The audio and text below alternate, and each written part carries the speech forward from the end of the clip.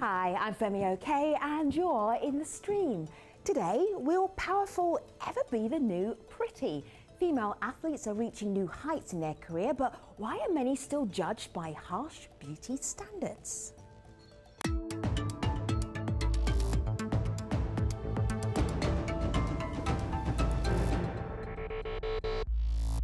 So we have 4 elite athletes in the house, plus Malika and myself, the civilians in the mix. Malika Bilal, we're talking about female athletes' bodies. What are you seeing online? Well, people are talking about some of the issues that they face. So This is Caitlin. She writes in via Facebook saying a lot of female athletes get criticized for their strong bodies because according to some, physical strength is a masculine trait only. There isn't only one way to look like a woman. So we'll hear from 4 female athletes who will delve into this last line here on this Facebook comment, but we want your help. You can tweet us with #AJStream. And with us right here in our studio, we have Neja Oberoi. She is a former professional tennis player. Great to have you here. Thanks for having me. We'll be hearing from you and our other athletic guests in just a moment. But first, let's take a look at some of the other hashtags that we have our eye on.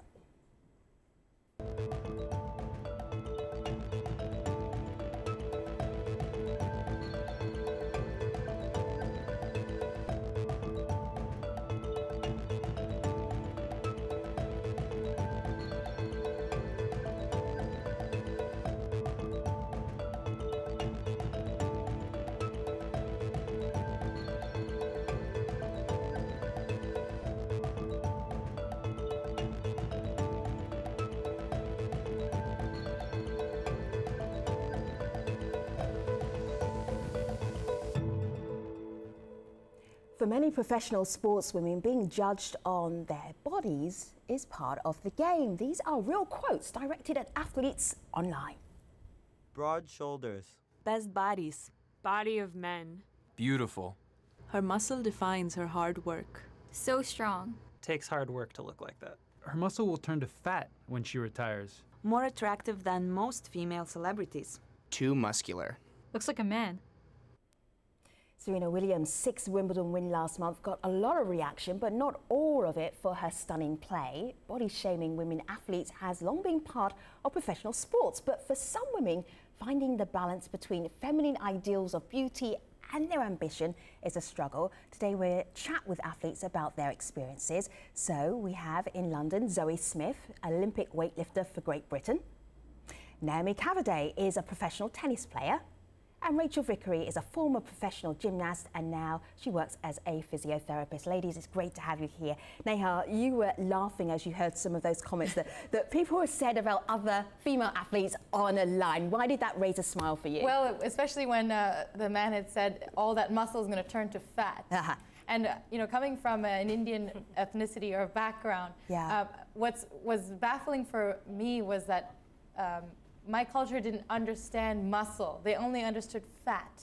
So if I had a lot of muscle, they would always say, "You're so fat." Right. And I'd say, "No, this is muscle. This is what I need to compete at the top level." And they said, "No, she's so fat." You know, so I just thought it was hilarious that there's no concept in my culture of a female having muscular build or muscle for the need of strength and power. Wow. Naomi, when you were a youngster, when you first started playing tennis, did you get any preparation for how people might treat you as an athlete? Did you have any sense of how your body might change as you got better and better at playing tennis? No, that really was the biggest surprise. I was always massively prepared for how hard I would have to work and how tough the competition was out there. But the level of criticism and scrutiny and how much that overshadowed the tennis and the performance on a daily basis was quite difficult to deal with at a young age. I mean, you said overshadows there. Did it literally become more important than actually playing tennis? Is that even possible?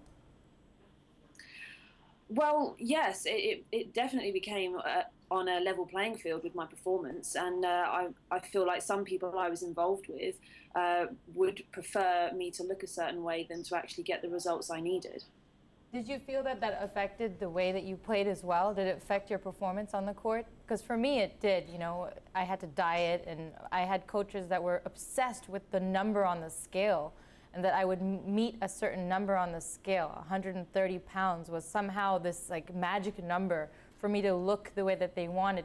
And it was an obsession for not just me, but my whole team. And it really just really negatively affected me. I mean, you're talking about a female athlete with full of muscle, which is obviously weighs more than fat. We know that. So trying to trim down while competing at the elite level is really difficult, and it plays with your mind and with so many other things, especially in the world of tennis, which we know is a bit archaic when it comes to speaking about female athletes and their body image, as we've learned from the New York Times article. Let me just show you a picture here, or some pictures of Neja. Neja, this is to you 2001. Were you, I hate doing this, were you 130 pounds, Neja? How much did you weigh in that picture? I was 16 years old there. I probably was barely 130 pounds. And then I worked really hard in the gym. I was a skinny Indian girl. And I had to put in the work in the gym to become a beast. So 2006, were we a beast yet? Yeah, I was a beast. Oh my goodness. Yes, I was. Then 2007, did your coach not like how you looked 2007? Like, you could take me in 2007. Like, totally. And you know, that was great. I really felt so strong. I loved being able to lift my suitcases up and open doors for men. Lift your family. Lift my family. It felt so strong being able to hit the ball at 120 miles per hour, I mean, and not get injured. So this was my body of armor. It was my pride. But you sound so confident now, but were you that confident then? I wasn't. You know, as a matter of fact, I take that back. I always liked the way I looked. I always, you know, I would look in the mirror and say, I like my, I have strong muscles in my glutes, and I liked it. But I didn't, I didn't receive that. Neja, I have a question with that. You say, you liked how you looked in the mirror, right? Which is awesome. It's so amazing. But I think, how did you feel when you had to get on the scales at that same weight? You might, in one moment you'll look at yourself in the mirror and go, I love how I look athletic, fit, strong. And you go to training, or you're in front of your performance coach or whatever, you jump on the scale, and what did that number do to your self-esteem? That's a great question. It destroyed me. It absolutely destroyed me. It destroyed my love for the game. It destroyed the love for myself that I had, my self-confidence. And all it was a number. I mean, it's insane how much power that had over me. And then to be on top of that, I was around a lot of females that looked very different from me, Russian, tall, blonde, thin, much thinner than my frame, much taller than me, changing in the locker rooms on a daily basis. That does get to you. And we don't have that much camaraderie in tennis as we do in other sports. It's not a team sport. So we're constantly judging each other. We're constantly, comparing our bodies and who got the next big contract, who won the next tournament. So it slowly ate away at me, and as an 18, 19, 20-year-old, I fell prey to that, absolutely. Neja, I want to pick up on a point that you raised earlier about people on the outside not understanding the difference between muscle and fat so much as an athlete might. So Zoe, I'm going to direct this to you, actually. This is one of the criticisms that some female athletes get. This is Allison, who says, sometimes being considered too masculine due to muscle definition is common, and she goes on to say in the next tweet, just so she's clarifying here, that's also wrong. But it is something that people get. Zoe, is that something that you face? Well, yeah, I've been told that I'm too, personally, I don't think I'm particularly masculine at all. Yeah, I've got like delts and biceps. They're not particularly defined. It's not like, I'm not like bodybuilding level of cut. I wish I was, because that would make my job a hell of a lot easier. I have to get down to 58 kilos to compete, and I sit around like 64, 65 sometimes. So I have to lose a lot of fat, and that does give me a little bit more definition. But there have been, I think, for me, it's interesting because people hear weightlifting and they think bodybuilding, which are two different things entirely, but the two are kind of like tied in together. And then people kind of get this perception that you're going to be a huge masculine looking thing, and they've got this picture in their head of what they want you to look like. You don't look anything like it at all, but they want you to live up to that, if that makes sense. The thing that's fascinating just listening to you talk is that you talk about 58 kilos, right? And that's so, and if you think about it, that's tiny. Yeah. And yet for people to, in the media, to go, oh, you're huge, you're a really large girl, all of those things. Don't you think it's fascinating? I mean, as a gymnast, competition weight around 56 kilos, and I'm sure some of the other girls, you go, that's still a tiny human being, right? And yet because of, I think, sometimes how we look, we look muscular and we look strong, that's considered to be, you know, a really big person. Rachel, I'm just showing a picture of you when you were a gymnast. You were petite, absolutely petite. Did you have any issues with having this incredible physique that you had as a gymnast? Yeah, I mean, gymnastics is a sport, obviously, that it's all about aesthetics. It's all about how you look. And as a gymnast, I was, as you could tell from that photo, I was a powerhouse. I was a little muscular nugget of a, you know, I was an explosive athlete. I wasn't one of those tiny, petite, waif-type Russian athletes that were, you know, back in the day that I was competing. Right. So I was constantly told I was fat. You know, I'd compete on the international stage, and you know, there'd be judges from other countries saying, let's just look at you again one more time, Rachel. So this gymnast here, this is you as a youngster. You were told you were fat. This picture here. On a daily basis. That's almost criminal, right? That's a pretty unfair assessment. Wow. I couldn't even pinch an inch there. That's impossible. No. No, and it was interesting, you know, hearing, I think, Neja, it was you that said, you know, there's this trade-off as an athlete between performance and weight, you know, and I'm sure, Zoe, you can speak to this too, as you start to cut weight to make your weight class, you know, it's a trade-off, isn't it, between how do you maintain your strength to be able to perform and do your sport, and yet at the same time be able to, you know, look like the right physique or, you know, or make weight class as you have to. It is such a fine balance as an athlete. Well, there's absolutely. There's actually Naomi, I hear you, and I actually want to go to you with this. There's a Facebook comment we got from someone. Her name is Sue, and she says, what women need to remember is that they can only be shamed if they let themselves be shamed. And when they claim their own strength and they never apologize for it, anything anyone else says is completely irrelevant. So Naomi, this easier said than done. I can hear a collective sigh among all of our guests, but I think she means well. So what would you say to that? Absolutely, it's easier said than done. I think that what Rachel was just saying about weighing up weight versus performance, it is something that's really key in professional sport. But then if you throw in body image into that mix as well, you've got three things to do this juggling act with, and that's where things can really lose balance and go off kilter, and you can go down the wrong road. And what that comment that was made on Facebook, I think, is very positive. And in an ideal world, I would love to have been able to do that. And I tried very hard. I didn't read anything in the paper. I didn't read anything on social media. But, you know, people walk up to you and they shove it in your face and they say, hey, have you seen this been written about you? All right, so people only ever remember, you tend to remember the terrible things people have said about you. So let's go there, Naomi. What things have people said to you that just sit there in your mind and you really upset you? Because just even if it's so that people never do it again, what was the thing that stayed with you? Well, the most frustrating thing for me was when I played on centre court and I played against Venus Williams and I did really well. I actually got one of the best scores off her in the tournament, and I played great, and I had a really good showing, and everything was about my weight. And people were saying, oh yeah, well, you know, maybe she's very good at tennis, but she'll never be on the front cover of Sports Illustrated. And I just remember thinking, why not? Why would you not? Because she's not a tall, skinny... Because I don't want to be. I don't want to be either, Mary. Neither do I now. I'm a tennis player. I'm a tennis player, and that's what I do. And this she doesn't kind fit of the mold. Link that I'm supposed to be a model as well. No, I play tennis and we compete, and that's how I make my money. I don't want to do that. Let me just a slight 20-second interlude here so you can see Naomi whacking the ball. Here we go. Have a listen to this.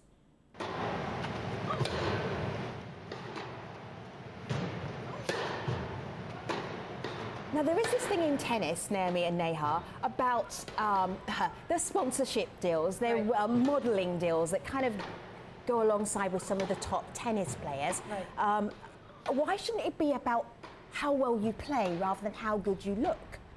Well, I think that tennis has always been seen as a very sexy sport for women and a very feminine sport. And we've, as an industry, have sort of stuck to that mold. You know, Martina Navratilova sort of tried to break through with her amazing physique, and she was also, you know, prey to a lot of criticism. She was versus Chris Evert, who was a lot more slight, more petite as a player. And I don't really think that as a game we've evolved from that. You know, we haven't evolved in the last 50 years, and that is essentially an issue. You know, it's interesting, people online definitely agree with you. This is Lindsay. She says there's still a long way to go. Let's look at female athletes who make the most money in endorsements as just one example, and she's letting you think for yourself there. But I'm going to break it down a little bit more than this next tweet. This is Elle Higgins, who says top female athletes are paid more in sponsorship than in actual prize funds, and that disparity needs to change in order to value performance. So, Rachel, I know that you work with other athletes. Is this something that you agree with and that you've seen?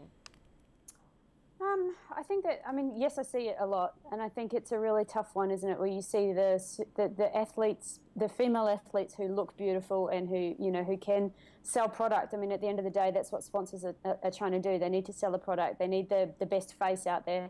But it's a shame. But is the best face necessarily the one who's prettiest or the one who is the best at their job?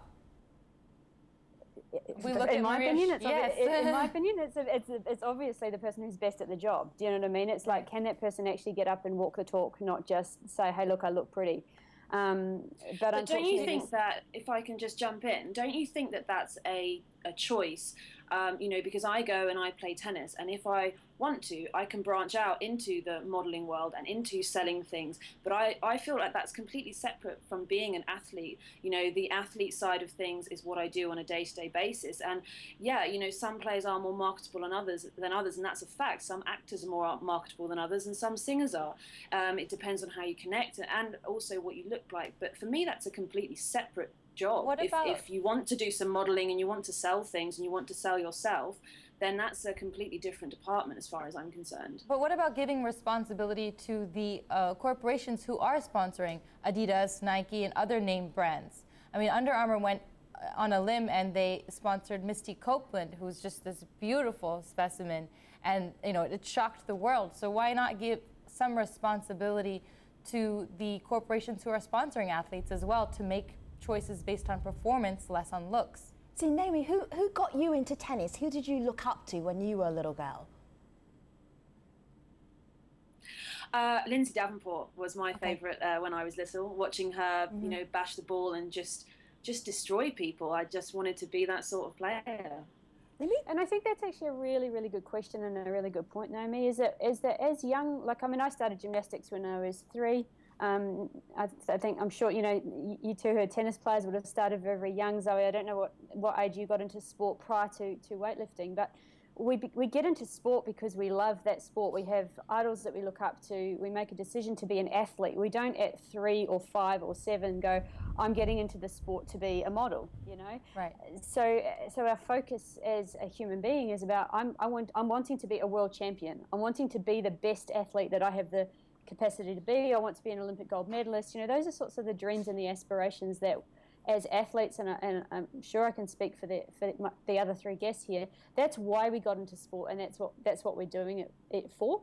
And I think it's a shame that there is often a trade-off, and we've seen it in some of the recent media that's come out, where an athlete actually almost has to make a decision, whether that's pressure from their coach or their sponsors or whoever. Am I just going to create the physique that's actually going to allow me to get to the top in my game, and it's all about performance? Or do I have to be mindful of not, you know, putting on too much muscle bulk so that we're not, you know, fitting that perfect mold as a feminine, you know, beautiful model type athlete? You know, Naomi, Rachel mentioned the pressure from coaches and the pressure from sponsors. Earlier, Neja mentioned the corporations and not needing to take the brunt of some of this criticism. But there is an idea here on Twitter that I want to raise with you. We asked the question, do you think women athletes are rewarded more for what their body looks like versus what their body achieves? And we got this answer from one person who says, rewarded maybe, but policed for sure. And so, Naomi, I'm wondering if you think that policing happens among other athletes. Is there a difference between individual sports versus team sports? What's your take on that?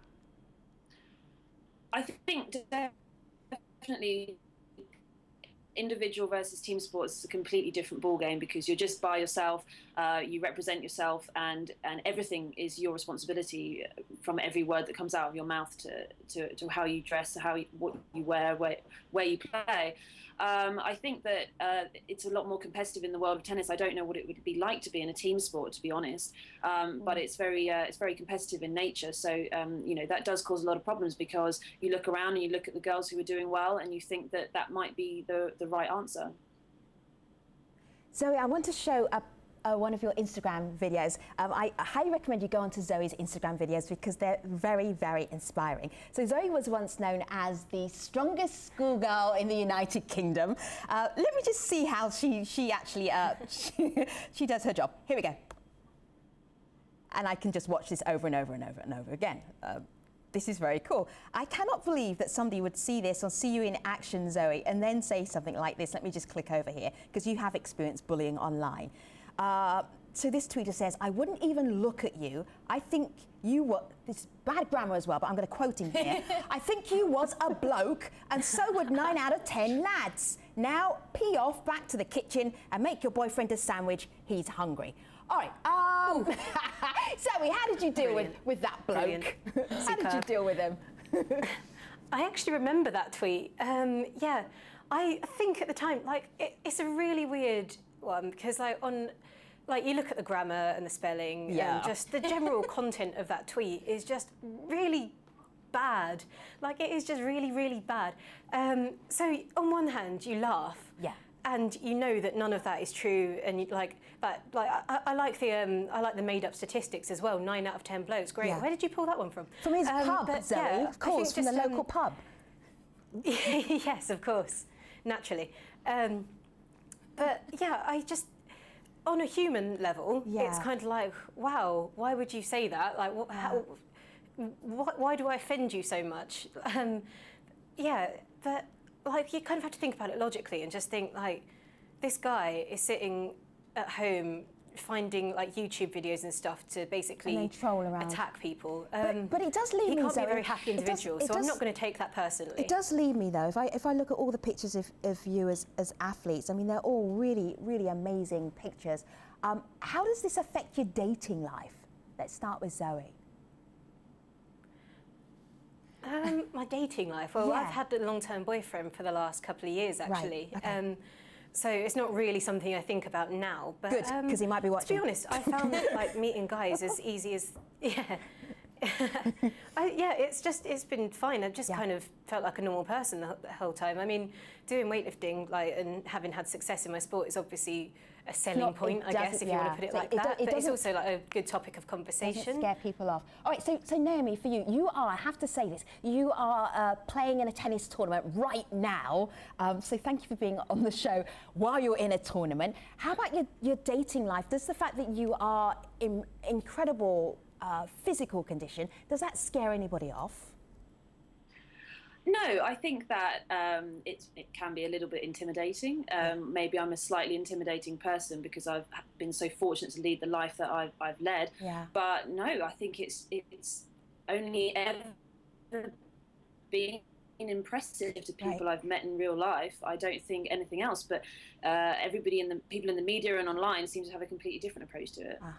They should be in this conversation. They might change their mind. Malika, what have you got online? This is one view from Jeed, who says society isn't used to women being independent athletes, so women with strong athletic bodies rather than feminine ones, quote unquote, are scrutinized, and goes on to say that that shouldn't be the case. All right, so this idea between strong and feminine, let's just nix this one right now. We've got 45 seconds, Neha. Well, I just don't feel that strong and feminine are mutually exclusive definitions. You can be strong and you can be feminine. And as a matter of fact, I would say that that strong should define what feminine is, or strength.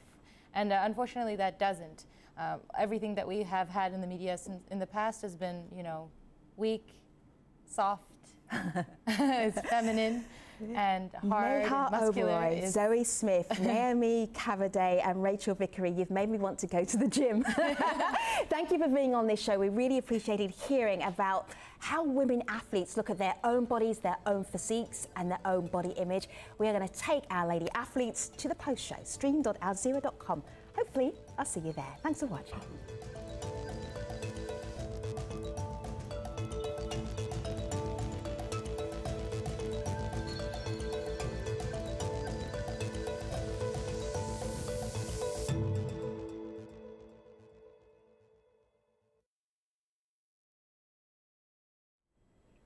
Hello again. We're speaking to some pretty impressive athletes about their sport and beauty norms for women. Let's get right back to that conversation. This idea of meeting your weight as an athlete, it can backfire tremendously in terms of how you diet, how you eat, your nutrition. Neha, I know you shared what happened to you. Would you mind telling our audience how this actually impacted you? I mean, I think that the focus on my weight versus my performance, that number, it got to me, and it led me to a very detrimental eating disorder.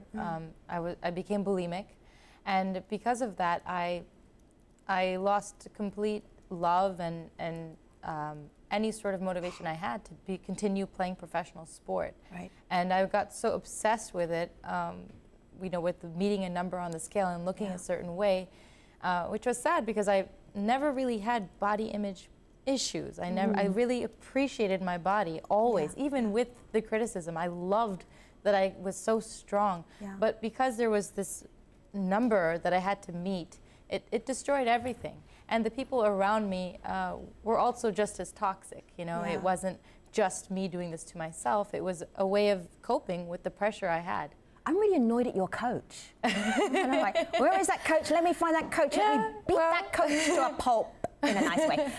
Yeah, I'm really mad with that coach. Yeah, you know, it was pretty sad. I mean, I wouldn't say that it was only a weight issue. Eating disorders are a form of depression.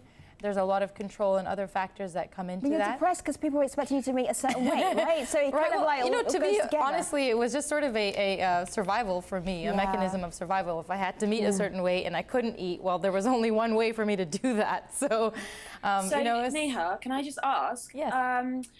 Your team that were around you, your support team, were they really quite blunt with you, or were they kind of going around the circuit? No, around the issue. My family was blunt with me. Were they just direct and saying, "It's got to go"?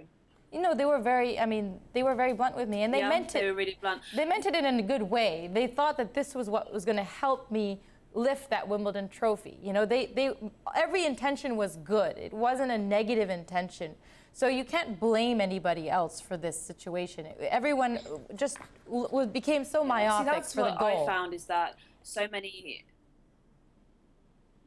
people were talking to me about my fitness when what they really meant was my weight, and that actually my fitness could dramatically improve, but my weight stayed the same, and they would be disappointed. Right. And they started using different terminology, you know, and that sort of thing, which I found, you know, so they were trying to be sly about it and thought that I didn't realize what they were doing. No, I think it was very... Yes, go ahead, sorry. Sorry, I was going to say, can I ask both of you, were your coaches male or female? Male, of course. Male, of course. Yeah, and I think from what I've seen with the athletes that I work with, and it's interesting, Neha, what you were saying about with eating disorders, a lot of it about being around control. You know, a lot of the young athletes that I work with now, I see a lot of athletes who come into my clinic with what comes across as being exercise-induced asthma. It's not, medically they don't have asthma, but they have almost like breathing and panic attacks, and that's what I specialize in working with. And when I unpack a lot of that, it's actually because these young athletes, there's so much pressure on them. You know, they're training so many hours a day.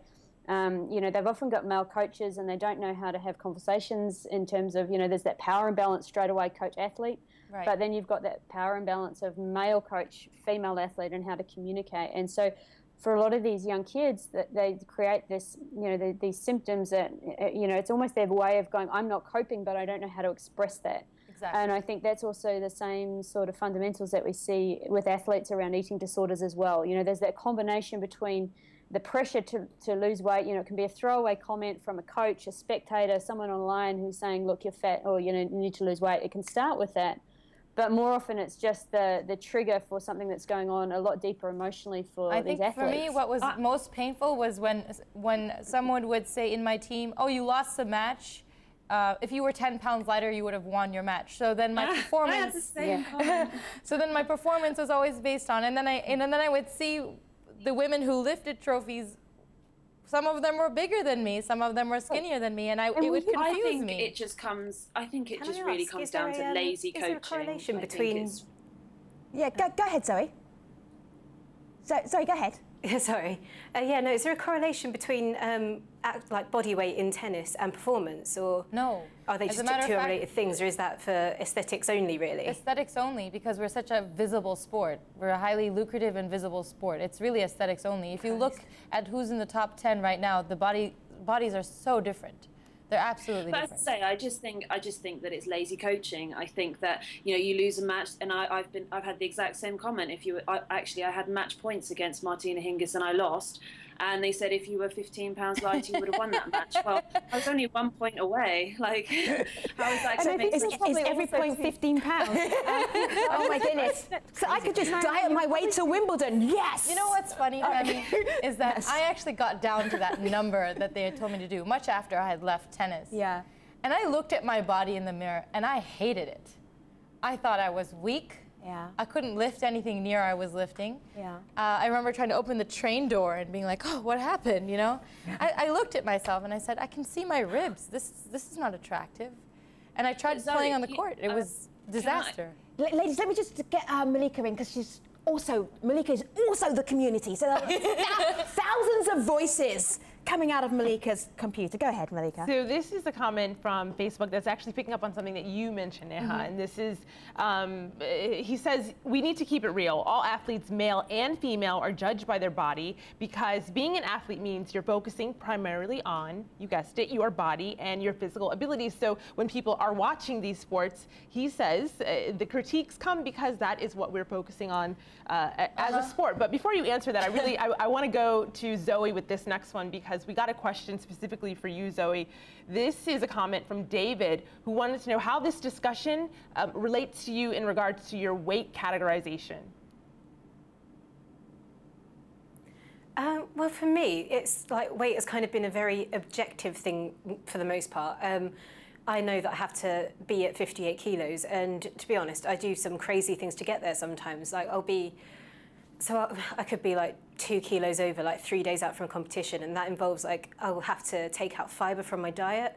I will drink about 10 litres of water over the next 2 days, and then stop drinking water 24 hours out from a competition. So for me, I kind of think of weight as a very objective thing. I just Googled 2 kilos in pounds, and it was like 4 pounds. That's a lot of weight to lose. Yeah, it's a lot. It's like, I think it's 2.2 pounds per kilo. Zoe, does that play with your mind, or do you just keep it as an objective? Is it an objective thing because this is part of your sport? Because it's so closely related to your sport. It's part of it. It's interesting you say that. Yeah, it's weird because obviously you can see, like, when you're losing and gaining a lot of weight over very quick periods of time, you can see your body change, and that's very interesting. I mean, I love the way I look when I'm like at sort of, well, about 60 kilos, 58, 60 kilos is where I like to be. I look lean, I feel strong. Obviously towards the lighter end of that, I start feeling a bit lethargic because of like the water loss and things like that. But when I've dieted properly, and I feel great. The flip side of that is that when I'm obviously eating normally again, I just and I put water back into my diet and carbs, I just feel like a balloon. So it does mess with your head a little bit, but it's one of those things that I've now been doing for so long that it's almost normal to me, and I'm personally just trying to find a way to, well, just to kind of to be able to do this healthily, because crash dieting is not sustainable. I've learned that the hard way. So yeah, I'm currently just trying to find a way to sort of find a healthy, balanced diet that will obviously get my body composition where it needs to be, get my body weight where it needs to be, and help my performance. Zoe, I didn't hear whether you had a male coach or a female coach. Can you tell us? I've got a male coach, actually. He's actually a very good friend of mine too. Right. So he's very understanding. I work closely with a nutritionist as well, and we all kind of work together as one big team, and that really helps. We've got like a sports psychologist, nutritionist, coach, strength and conditioning, and I'm sure all the other girls have that too. But it really helps when everyone's communicating together, and we have specific goals and we know how we're going to get there. So, and because we're such a close team, I can actually talk to them. I can go to them with my problems. Yeah. So, yeah, there's never been like a misunderstanding in terms of body weight or anything so far, touch wood.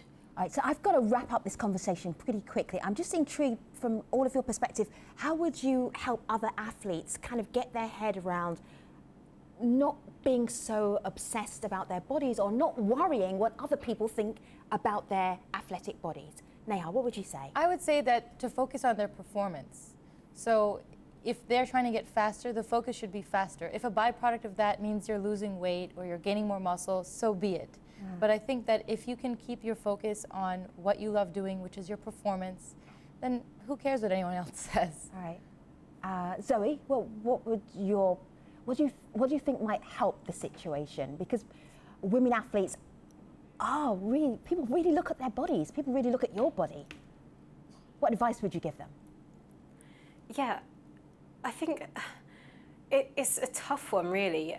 But again, focus on your performance. Measure your gains by how much, like for me, it's like I have to measure my gains by how much weight I've lifted compared to last year or compared to last month, rather than look at like what my body composition looks like. It's almost like just, it's a weird thing to say, but just try not to look at yourself almost. Okay, if I had your muscles, I'd be checking them out every day. I'd be like, I look good today. Rachel, I'm obviously not an athlete, apart from in my head. Rachel, your advice? I think perhaps the best advice I was given as an athlete, and it was exceptionally healthy, and it's something I pass on to a lot of my athletes that I work with now, is not to look at the number on the scale as a measure of your self-esteem, your self-worth, or your performance. You know, they're completely different. They're just completely different things. And yet we get very hung up on, you know, that number. If it's up 1 or 2 kilos or pounds, that means I'm a bad person versus, or I'm a crap athlete, you know, versus the opposite. So I think, you know, just don't get. It's a total agreement with what the other two athletes are saying. It's all about performance, nothing to do with the number on the scales. Naomi, what kind of forms do you have right now? Are you happy with yourself? Well, there's always trials and tribulations, ups and downs, and you know, I had a really good start to the year, and you know, slightly more difficult this part of the year. But also to know that that doesn't reflect necessarily your hard work and actually the direction that you're moving in. But you know, following on from what they said, my big piece of advice for any young up and coming athletes is to look after yourself as a person first, and as an athlete second. And they do cross over, the lines are blurred, but you have to be a person first, because if you're not a happy person, then you're never going to compete to the standards you want to. I should have written this entire show down. I could have written a self-help book by the end of this show.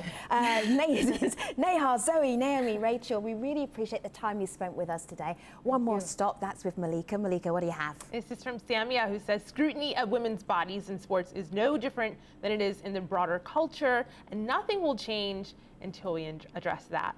All right, you all look amazing. Thank you for being amazing on this show. Take care, everybody.